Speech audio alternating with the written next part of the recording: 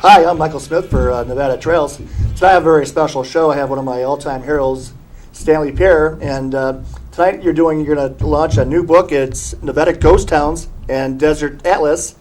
And when I first met you at a museum, you did a great lecture on Nevada mining towns, and I just had a blast. And when I do shows about history, it's your fault because you got me hooked on Nevada history and actually Nevada Trails. So right now I think we're going to let you talk about your new book, and thank you for being on the show. And I see in the background we have a picture, I think, about the Immigrant Trail. Yes. Well, thank you for letting me be here, Michael. Before all the era of gold and silver in Nevada, people were coming west during the 1840s, especially 1848-49. That's where we have the 49ers coming west on the California Trail, the Oregon Trail, going through northern Nevada. And as they did, they left inscriptions and left signs that they were there, put their initials on rocks. Maybe they were staying over on a Sunday or what, and they just spend just exploring canyons and so forth, or putting their names on rocks and so forth. And so but the ultimate destination was California, the west side of the Sierra Nevada, the Mother Lode. The Mother Lode. Well, in this book there's a lot of pictures in it. Did you take all these pictures yourself? No, these were all taken by most of them by a woman named Nell Merbarger, who really popularized ghost towning in the 1940s and 1950s, and actually wrote her own book called Ghosts of the Glory Trail. Oh, right.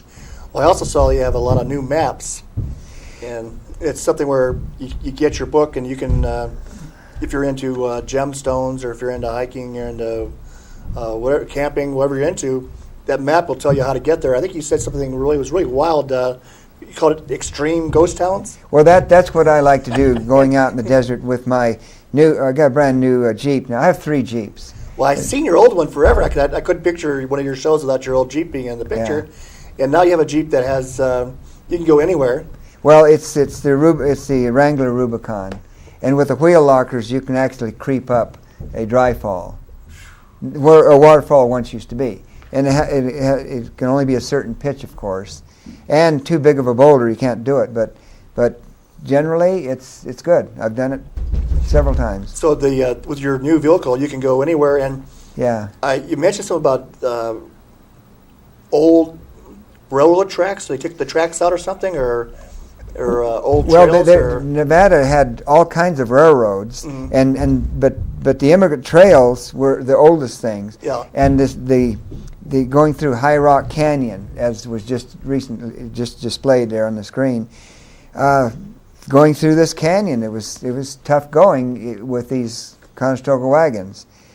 But after California sort of played out after the days of 40 and 1850s, prospectors were looking down towards Southern California, Kern County, Bakersfield area, northward toward Fraser River, British Columbia, and back toward the place where they crossed, namely the future area of Nevada. And finally, there would be mining camps spring up after the discovery of Virginia City. People fanned out all over, northward toward Winnemucca, eastward toward Austin, southward toward Mona Lake. And mining camps were founded, gold and silver mostly, some copper. And then when ore played out, what was left was abandoned buildings and old mines. So when I get your book, where do I start off with? I would start off with, for Carson City, Reno residents, go eastward toward Silver Springs area, Fort Churchill, and go further east. And once you get past Fallon and Silver Spring, you're really in the good desert area, where almost every canyon has some old mines. So you recommend what do they take out there with them as far as equipment, shovels, and or cameras? Or, well, in the book, in the new book, yes. I have a whole page and a half, how to prepare for your desert trip. That's what I would need. I would have no clue. And of course, take plenty of water. Shovels, axe, firewood so you can build your fire at night, and tents, whatever you want to do as far as bedding, food, your ice boxes full of not only drinks but foods to eat, a camp stove. Although what's really neat, Michael, is to prepare your own ring and make your own ring out there and build a fire deep in that pit. And with that pit, with a grate, you can cook your own steak, bake your own potatoes. Although it's nice to nuke them back at your home for about 5 minutes, so that the baking out in the desert only takes 15 minutes. Corn, things like that, onions, and just make a nice meal. Well, that sounds pretty good, but I could have sworn in some of your lectures you say to get the heck out of the desert at night, because there's a lot of things that come out at night. And you're saying now that be prepared and stay and enjoy it. Oh, that's absolutely. You've changed a little bit here. The desert creatures, well, if we grow. But the whole idea is to enjoy the desert. The night critters, they don't want to be around you any more than you want to be around them. So the fire is pretty much good enough to keep a them away fire, from or even if you don't have a fire, because like in Death Valley National Park, you can't have a fire there. Well, yeah. But still it can be enjoyed even though there's snakes down there. Well, in all your travels, have you actually had any problems with snakes? Actually, in more than 50 years of desert traveling, Michael, I've only seen about 20 snakes. Because I remember your lectures as well. I don't remember you even talking about a problem with snakes. Oh, not at all. I've actually walked on a trail, and someone said to me 20 seconds later, "Hey, you came within about 6 feet of that snake," and they don't want to. In the movies, especially back in 1960s, 70s, I've seen in the movies where a snake is actually going down a trail hunting. They don't do that. They're shy creatures. They want to stay away. They're after smaller game. They're little mice and so forth. Yeah, I agree with that. And but as far as what you like to do, what do you like to do? Oh, look for pioneer cemeteries. Look for old walls, ghost towns. Look for old mines. It's just fun to go out and map them and then put them in a book like this. And there's 71 maps in this new book. 71? 71 maps describing more than 2,200 places to see. Caves, hot springs, natural arches. All the ghost towns from previous books are on any of these maps here. Well, and as far as does it explain what's legal to do, what the laws are, and things like that, so you don't get in trouble? There are in antiquities laws, but pretty well let your conscience be your guide. Don't undermine old walls and tear down buildings. These are meant to be enjoyed and just leave footprints. Well, I know I've seen some of your pictures that said that place is no longer there. Oh, yes. Yeah. That's a shame. For instance, over at Broken Hills, I was over there just a couple of summers ago, and the buildings like the one shown here, they're all down now. Oh, that's a shame. But there's pits where and cellars where buildings used to be. So when you go out, you basically are taking cameras and your expertise to tell people how to find it and share the experience you're experiencing. That's right. I think that's awesome. Yeah. Very unselfish. Not only gold and silver camps, but like Fort Churchill, an old army camp. Now that's a state park. And there's a campsite nearby. Camp there, and you can go on the parade grounds and see where the soldiers used to march, and where officers' quarters, things like that. Well, in the background we have a lot of pictures going by. Are those the pictures from this book? Yes, that's right. Wow. All of them. So you have a lot of history. How many pictures do you have? In this book, there's 550. 550 pictures. And the pictures and the maps are a precise companion to an older book I did called Nevada Ghost Towns and Mining Camps. In that book, there are older pictures, 710, and then some maps, and plenty of stories and descriptions on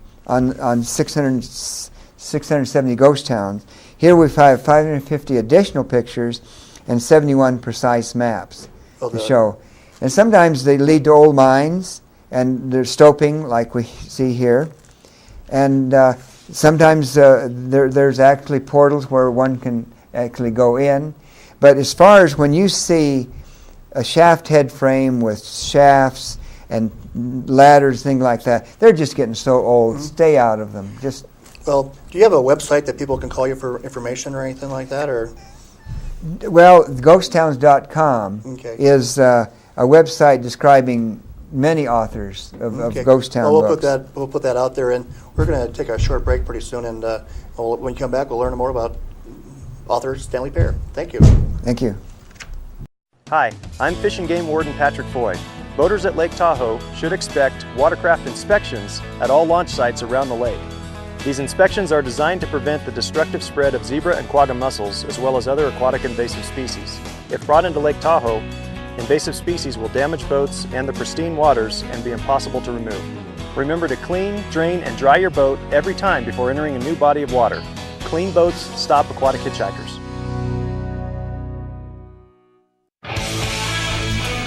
Hi, we're back from break with Stanley Paher, author extraordinaire, and right now we have a picture of what's called the petroglyphs. Petroglyphs. What I've done in my research over my lifetime, coming out with that first book, was ghost towns and mining camps.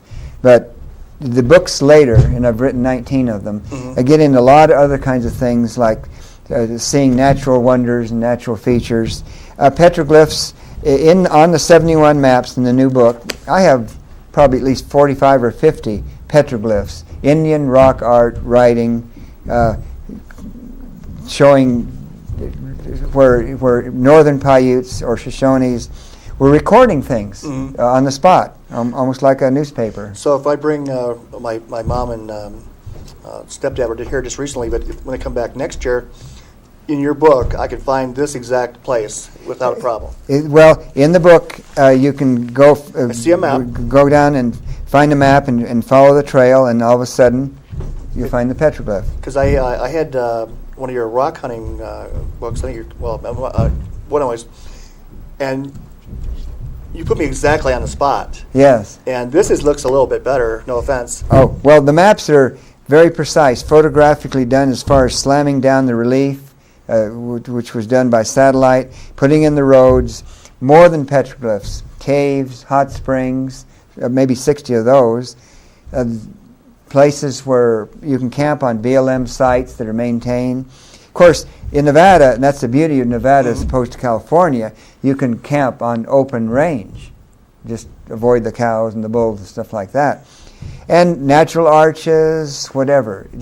And of course, ghost towns.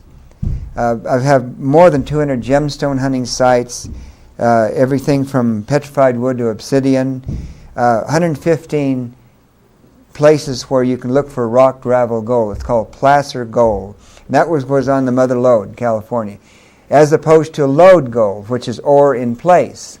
Okay. And that's in early and that takes forming a company and getting all kinds of people, a mill, a crew of men, so forth to go. But placer gold, if you're on a stream where there's rock gravel gold, you can go out there by yourself and either pan or, better still, and not quite as dirty, nugget shooting.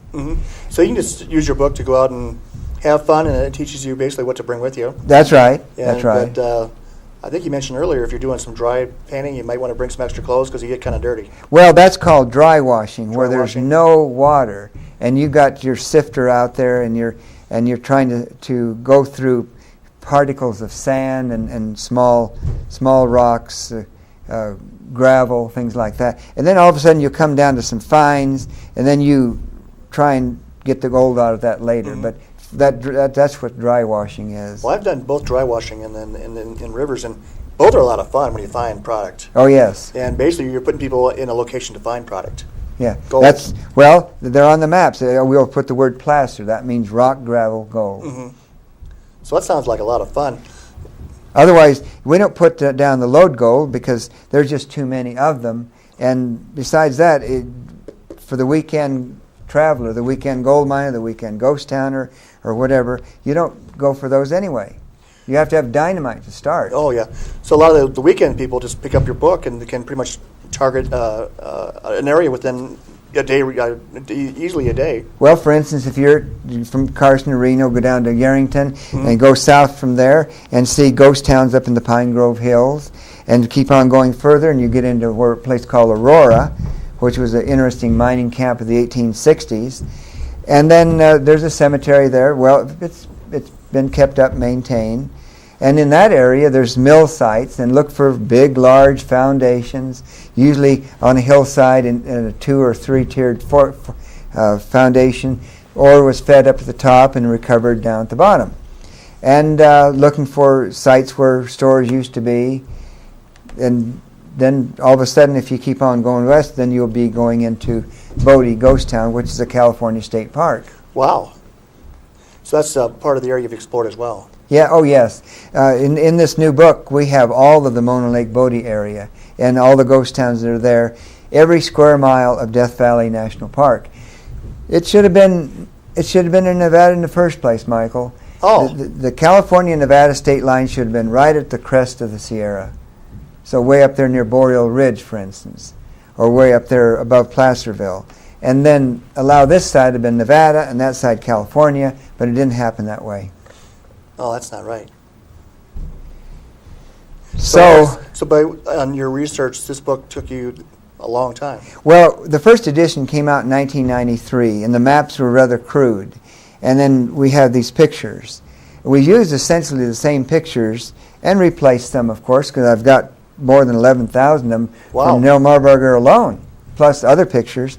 But the maps have steadily improved. Now they're in full color, and even the color, the white and the brownish color of the maps, you can almost guess your elevation, because dark brown would be higher, white brown, light brown, lower elevations leading down to a valley, which would have hardly any brown at all. Mm-hmm. Well, they're very clear, and I don't have my glasses on, but the print jumps out, the colors jump out, and the elevations jump out from here. And you did a good job. That's the whole idea, is to make it easy for the weekend traveler to go visit places. Or once you're a weekend traveler, then all of a sudden, maybe your annual vacation, 2 weeks, you're spending 1 week out in Nevada, enjoying waterfalls, enjoying hikes, enjoying the evenings out in the desert. And frankly, as I've grown older, exploring used to be 8-9 hours a day. Now it's down to 6, because getting into camp, setting up camp, and enjoying the campfire for a little atmosphere, and cooking your meal and sitting around the evening telling stories, that's half of it now. Absolutely. It sounds like you're having a lot of fun. Yes. So, and then as I've researched through more than 50 years, found a lot of old stage stations, stage routes, comparing old maps with the terrain, and coming up with some original things I've found, breaking ground. Well, with your expertise, how did the people 100 years ago do for creating maps? Are they pretty sharp, or? Oh, well, the maps were pretty good. They definitely defined where a canyon is and so forth, and working around a canyon or going up a canyon, whatever. But the early map makers were astoundingly were did pretty good job. Yeah, it's the maps before 1860 that are more troublesome, because like I have an 1841 map, shows a river running into the Pacific Ocean. And in fact, California is almost like an island, things like that. But after about 1850-55, much better care, and after all, there were surveyors out there, Lieutenant Ives and so forth, defining the California-Nevada boundary. And then others, map makers were making money off people wanting to define where Virginia City was, where other mining camps east of Virginia City, and to do that, you had to show every canyon, and they were pretty good at it. Well, part of your job is going ahead and making sure everything's there, because you got the detail here is phenomenal. Well, thank you. And putting everything down on a map and using a base place like Garrington. The next map would be a base like Fallon, and that's the last place to ice up, by the way, as you go into the Stillwater Range. Go up and down the Stillwater Range, and there are a mining camp or some old mine in almost every canyon. Well, that's unbelievable that you had time to do all this. And then once you finish with the west flank of the Stillwater Range, drive down on US 50 near Middlegate, and then go on up and hit the east side of the Stillwater Range, and you get the same thing. You'll see 4 or 5 mining camps, and it's a lot of fun. It's just great to get out in the open air and enjoy Mother Nature. Well, it sounds beautiful. What is your favorite area? Do you like northern Nevada or southern Nevada? I like central Nevada. So there's a compromise between north and south. That is a politician, I think. From Austin, yeah. I never heard anyone say that. From Austin to Tonopah, the Big Smoky Valley. You go up on the Tokima Range, and every canyon is a challenge.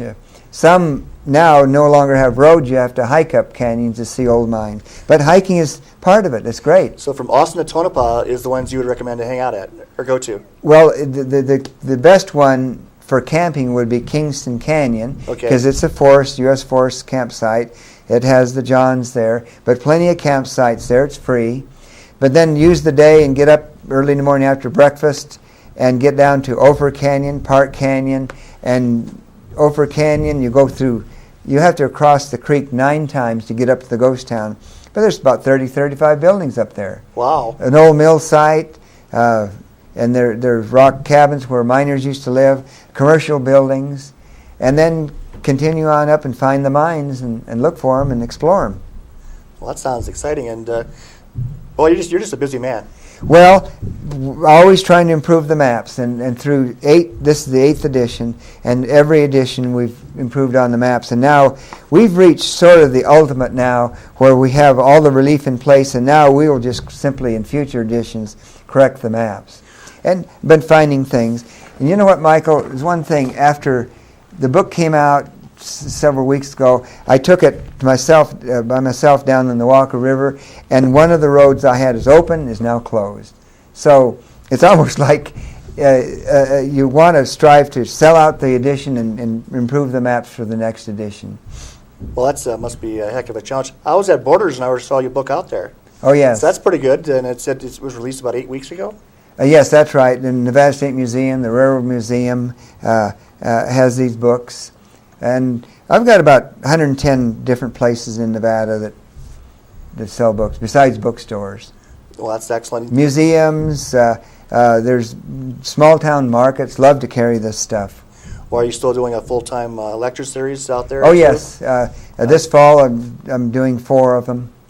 And back in the 1970s when the older book came out, I was doing something at the rate of 2 or 3 a month. Wow. And that was a lot. And then in the 80s and 90s, settling down, not as much, 3 or 4 a year. Now it's back to at least 1 a month. Mm-hmm. Well, now you did, was it Nevada Mining Towns? Nevada Mining Towns, is that one? Nevada mining camps. Mining camps. That's what people like. But I've got lectures on industries of Lake Tahoe, how getting water and timber from. Well, I love that one. I like Lake Tahoe Basin.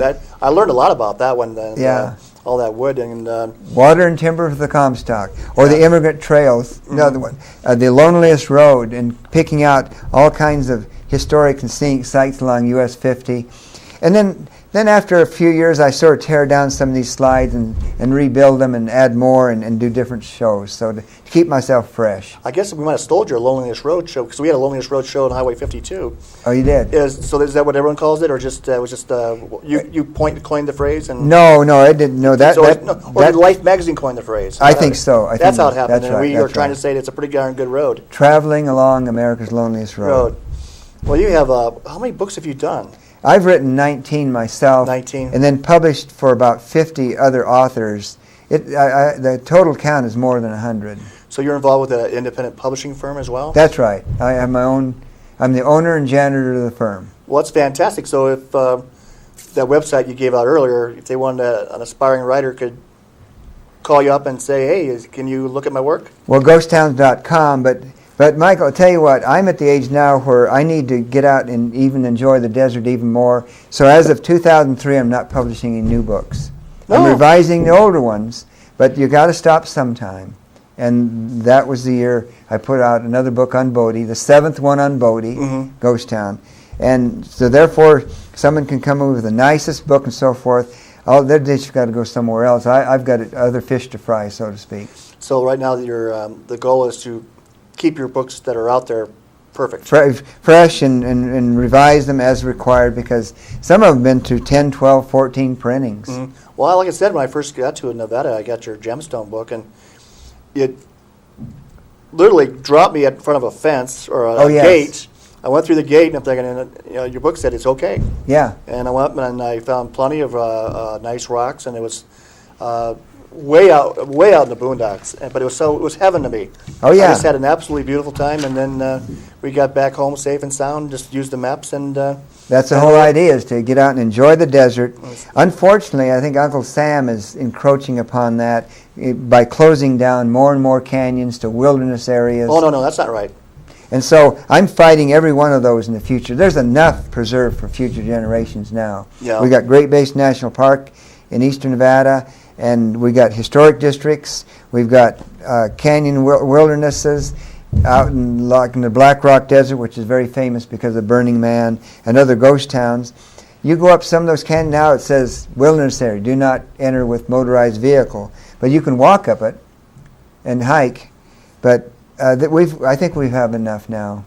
When people get out and enjoy Nevada and get too restrictive, we're not going to be able to get out there and do that. Yeah. And, well, what's your enjoyment now? I'm not talking about publishing anymore. When you just need to get out of Reno and you need to go someplace for a day trip, where do you go? Well, see, like old mill sites, one's being shown now. In the background, the mill sites? The mill sites, the ghost towns, because mill buildings are fascinating to me because that was the place where ore was processed for the mines in that district. They call them mining districts. They're usually 6 miles by 6 miles square. And there was a recorder recording the mines that were where claims were being made by, and they file them with the recorder. What do you look for? Treasures or antiques or? Not so much. No, I just look for other people. In the 1970s, when I started ghost towning in the 1960s. I probably found about 50 or 60 good bottles, and I would dig a little. But now I don't do that anymore. There's antiquities laws for one thing, and secondly, it's disappointing to see bottles that are broken where you used to find them in fairly good shape. Purple bottles. Oh. The collectibles. My grandpa And if you had can some. find one that's embossed with names on it, then you really have something.